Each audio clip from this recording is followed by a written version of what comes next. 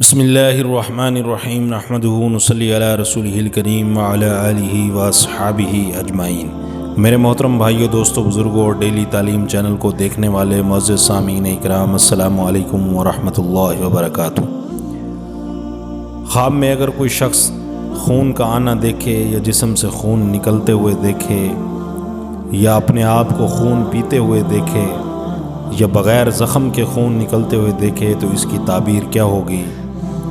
حضرت علامہ ابن سیرین رحمۃ اللہ علیہ نے فرمایا ہے کہ اگر کوئی شخص دیکھے کہ خون بغیر زخم کے اس کے جسم سے نکلا ہے تو دلیل ہے کہ اس کو نقصان پہنچے گا، اور اگر اپنے جسم پر زخم پائے ہیں تو نقصان مال اور غم زدہ ہوگا۔ اگر دیکھے کہ اس کو تلوار سے مارا ہے اور خون جاری ہوا ہے تو دلیل ہے کہ اس کا نقصان بہت لمبا ہوگا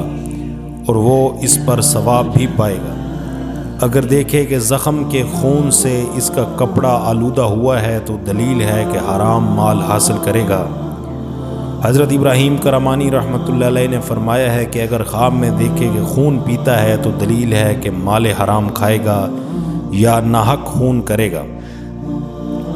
اور اگر دیکھے کہ اس کے جسم میں سوراخ ہیں اور اس میں سے خون یا پیپ جاری ہے اور اس کے کپڑے کو آلودہ کر دیا ہے تو دلیل ہے کہ اس قدر حرام مال حاصل کرے گا، اور اگر دیکھے کہ اس کے عضو تناسل سے خون نکلا ہے تو دلیل ہے کہ اس کی لڑکی حمل میں ساقط ہوگی، اور اگر دیکھے کہ اس کے پخانہ کی جگہ سے خون نکلا ہے تو دلیل ہے کہ اس قدر مال حرام حاصل کرے گا، اور اگر دیکھے کہ اس کے دانتوں کی جڑوں سے خون نکلا ہے تو دلیل ہے کہ اپنے اہل بیت سے غم زدہ ہوگا اور ان سے غم پائے گا۔